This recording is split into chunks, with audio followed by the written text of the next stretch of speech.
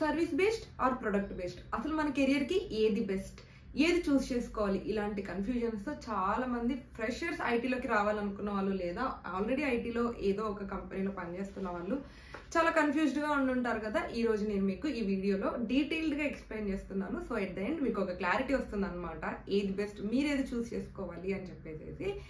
ఇంకా లేట్ చేయకుండా hello everyone, welcome to my channel Mounika Rajesh vlogs. అందరూ ఎలా ఉన్నారు? నేనైతే చాలా బాగున్నాను, మీ అందరు కూడా చాలా బాగున్నారని అనుకుంటున్నాను అండ్ బాగుండాలి అని కోరుకుంటున్నాను. ఫస్ట్ మనం ప్రొడక్ట్ బేస్డ్ అంటే ఏంటి, సర్వీస్ బేస్డ్ అంటే ఏంటి అని తెలుసుకోవాలి. సర్వీస్ బేస్డ్ అంటే ఏంటంటే వాళ్ళు క్లయింట్స్ కి సర్వీస్ ఇస్తూ ఉంటారు అనమాట. అంటే వాళ్ళకు ఒక క్లయింట్ ఉంటుంది, క్లయింట్ కోసం వాళ్ళు వర్క్ చేస్తూ ఉంటారు.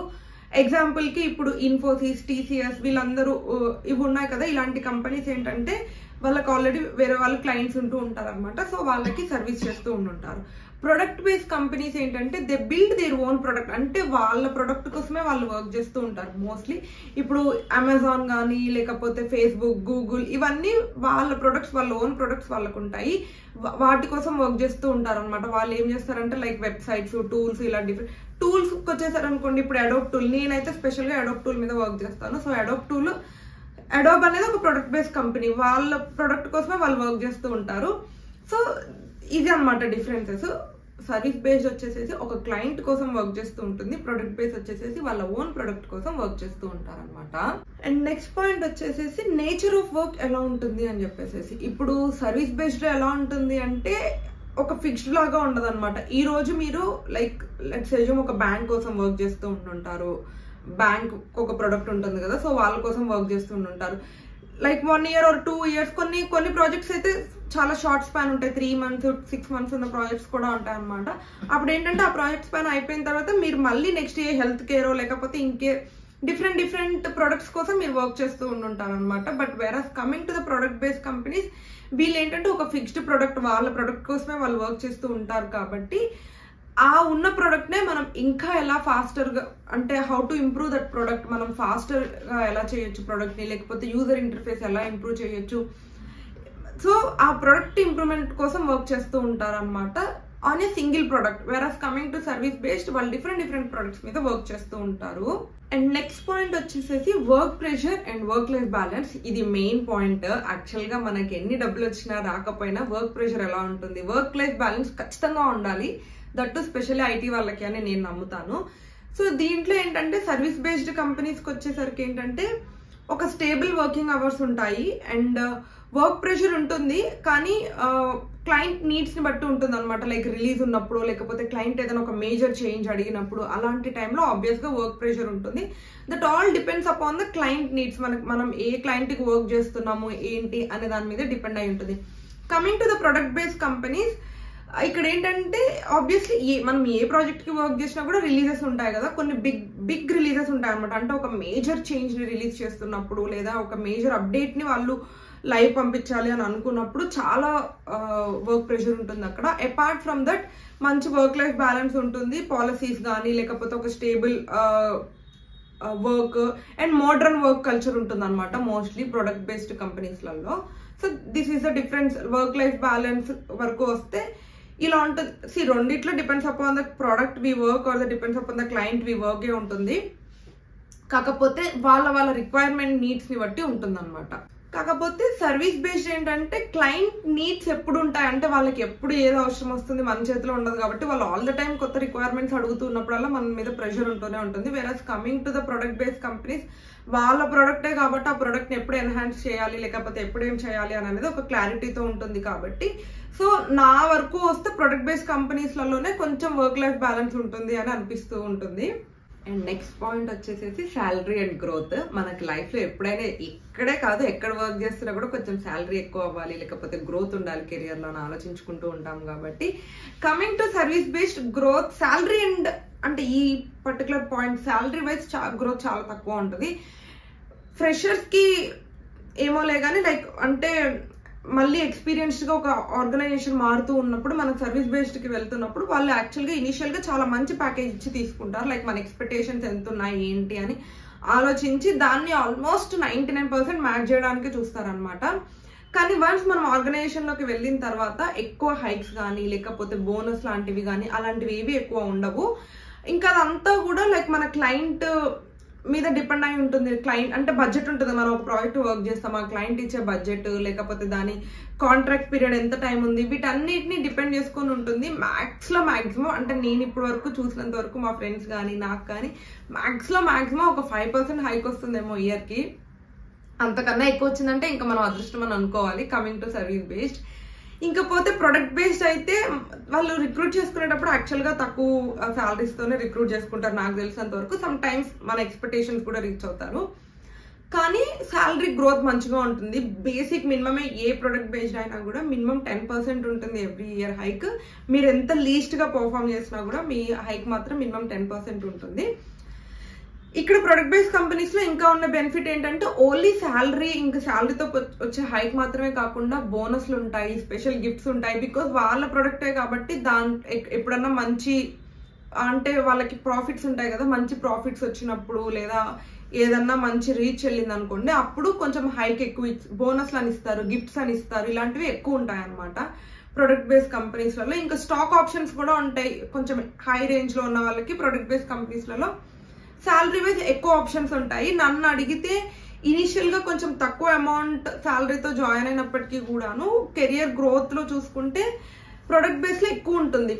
కానీ కొంతమంది ఏంటంటే ఫ్రీక్వెంట్ గా జాబ్ చేంజ్ అవుతూ ఉంటారు. అలాంటి వాటికి సర్వీస్ బేస్ లో ఉన్నప్పుడు మంచి హైక్ వచ్చే ఛాన్సెస్, అంటే ఆర్గనైజేషన్ మారినప్పుడల్లా ఆబ్వియస్ గా 30-40% హైక్ తీసుకుంటూ ఉంటారు కాబట్టి అక్కడ ఎక్కువ హైక్ వచ్చే ఛాన్సెస్ ఉంటాయి. వేరే కమింగ్ టు ప్రొడక్ట్ బేసెస్ కొంచెం తక్కువ ఉంటుంది అనమాట. కానీ సేమ్ ఆర్గనైజేషన్ లో ఉన్నప్పుడు మనం ఒక 3-4-5 years కంటిన్యూస్ గా ఒకటో ఆర్గనైజేషన్ లో ఉన్నప్పుడు మీరు ఒక సర్వీస్ బేస్డ్ ఎంప్లాయీకి ప్రొడక్ట్ బేస్డ్ ఎంప్లాయీస్ కి కంపేర్ చేసుకుంటే product based employees salary growth ఎక్కువ ఉంటుంది అనమాట. అంటే ప్యాకేజ్ పెరిగే పర్సంటేజ్ ఎక్కువ ఉంటుంది. నెక్స్ట్ పాయింట్ వచ్చేసేసి learning and skill development. Obvious గా ఐటీలో ఉన్నప్పుడు మనం ఎప్పటికప్పుడు మన స్కిల్ ని ఇంప్రూవ్ చేసుకుంటూనే ఉండాల్సి వస్తూ ఉంటుంది అనమాట. అప్పుడే మనకి మార్కెట్ ఒక వాల్యూ ఇస్తుంది. That to present AI almost అన్ని పనులు చేసేస్తుంది మనం చేసే పనులు. కాబట్టి మనం ఎంత అప్డేటెడ్ గా ఉంటే మనకు అంత మంచిగా మార్కెట్ కి మన అవసరం ఉంటుంది. సో కమింగ్ టు ఇక్కడ లెర్నింగ్ అండ్ స్కిల్ డెవలప్మెంట్ లో మనకి సర్వీస్ బేస్డ్ కంపెనీస్ లో ఇది కొంచెం ఎక్కువ ఆపర్చునిటీ ఉంటుంది. బికాజ్ మనం ఇనిషియల్ గా ఫస్ట్ పాయింట్ డిస్కస్ చేసుకున్నప్పుడు మనం డిఫరెంట్ క్లయింట్స్ కి వర్క్ చేస్తూ ఉంటాము. ఇప్పుడు మనం ఒకటే టెక్నాలజీలో ఉన్నప్పటికీ అన్ని పార్ట్స్ కవర్ చేయము. ఒకటే టెక్నాలజీలో చాలా కాన్సెప్ట్స్ ఉంటాయి, లేకపోతే చాలా యూస్ కేసెస్ ఇలా ఉంటాయి కదా. సో డిఫరెంట్ క్లయింట్స్ కి వర్క్ చేస్తున్నప్పుడు మనం డిఫరెంట్ టెక్నాలజీస్ నేర్చుకునే ఛాన్సెస్ ఉంటాయి. అండ్ వాటిలో ఎక్కువ ఎక్స్ప్లోర్ చేసే ఆప్షన్స్ ఉంటాయి అనమాట. కమింగ్ టు ప్రొడక్ట్ బేస్డ్ అలా కాదు, వాళ్ళు ఆ ఒక ప్రొడక్ట్ కే వర్క్ చేస్తారు కాబట్టి మనం ఏదో ఒక టెక్నాలజీ మీదనే వర్క్ చేస్తాం, కానీ ఆ టెక్నాలజీ మీద కొంచెం ఎక్కువ ఎక్స్పర్టైజ్ అవుతాం. Because long term same technology మీద వర్క్ చేస్తూ ఉంటాం. కొత్త రిక్వైర్మెంట్స్ వచ్చినప్పుడు R&D చేయాల్సి వస్తూ ఉంటుంది. ప్రాబ్లమ్ సాల్వింగ్ స్కిల్స్ కొంచెం మంచిగా ఉంటాయి. కాకపోతే ఈ పర్టికులర్ స్కిల్ డెవలప్మెంట్ పాయింట్ విషయానికి మాట్లాడితే మాత్రం I prefer service based. Because మనం మల్టిపుల్ టెక్నాలజీస్ మీద వర్క్ చేస్తూ ఉంటాము, అన్నిటి మీద మనకు ఒక అవగాహన వస్తుంది. కాబట్టి రేపు పొద్దున ఫ్యూచర్ లో ఫర్ సపోజ్ ఒక టెక్నాలజీకి మార్కెట్ లో అంత డిమాండ్ లేదు అని అనుకున్నప్పుడు మన దగ్గర ఒక 2-3 టెక్నాలజీస్ కి సంబంధించిన స్కిల్స్ ఉన్నప్పుడు మనం ఈజీగా గెట్ ఇన్ అవ్వగలుగుతాం మార్కెట్ లో. సో ఈ పాయింట్ లో service based is the best అని నా సజెషన్ అనమాట. నెక్స్ట్ వచ్చేసేసి ఇంటర్వ్యూ డిఫికల్టీ అనమాట. అంటే ఇంటర్వ్యూ ఎంత డిఫికల్టీగా ఉంటుంది అనే పాయింట్కి వస్తే సర్వీస్ బేస్డ్లలో యాక్చువల్గా కొంచెం ఈజీగా ఉంటుంది. మనం చాలా స్ట్రగుల్ అవుతున్నాం జాబ్ కోసము, చాలా డేస్ నుంచి ఎంత ట్రై చేస్తున్నా రావట్లేదు అని అనుకునే వాళ్ళు ఎక్కువ సర్వీస్ బేస్డ్ చూస్ చేసుకుంటే బెటర్. ఎందుకంటే ఇక్కడ ఇంటర్వ్యూస్ కొద్దిగా ఈజీగా ఉంటాయి అనమాట. వాళ్ళు మల్టిపుల్ క్లయింట్స్ కోసం చూస్తూ ఉంటారు కాబట్టి మనకు కొంచెం బేసిక్స్ అడుగుతారు. మనకి బేసిక్ నాలెడ్జ్ ఉన్నప్పటికీ కూడాను రిక్రూట్ చేసుకుంటూ ఉంటారు. Where coming to product based service companies ఇక్కడ చాలా టఫ్ గా ఉంటుంది, చాలా ఛాలెంజింగ్ గా ఉంటాయి. అల్గారిథమ్స్ నుంచి లేకపోతే డేటా స్ట్రక్చర్స్ అని చెప్పేసి ఒక టెక్నాలజీలో ఇన్ డెప్త్, బికాస్ వాళ్ళు ఆ ఒక టెక్నాలజీ మీదనే చాలా కాలం వర్క్ చేయాల్సి వస్తుంది కాబట్టి ఆ పర్టికులర్ క్లయింట్ కి అప్పటి వరకు వాళ్ళకున్న యూస్ కేసెస్ అన్ని అసలు ఏం కావాలి ఏంటి అని చెప్పేసి చాలా ఇన్ డెప్త్ గా అడుగుతారు. సో మనం ఏదైతే ఒక టెక్నాలజీకి పర్ఫామ్ చేస్తున్నామో దాంట్లో A to Z అడిగే ఛాన్సెస్ ఉంటాయి ప్రొడక్ట్ బేస్డ్ అయితే. సో కమింగ్ టు ఇంటర్వ్యూ, మనం స్ట్రగుల్ అవుతున్నాము, కొంచెం ఫస్ట్ గెటిన్ అవ్వాలి, ఏదో ఒక దాంట్లోకి వెళ్ళాలి అని అనుకుంటే, మీకు ఇంటర్వ్యూ ఈజీగా ఉండాలి అనుకుంటే సర్వీస్ బేస్డ్లో చాలా ఈజీగా ఉంటుంది.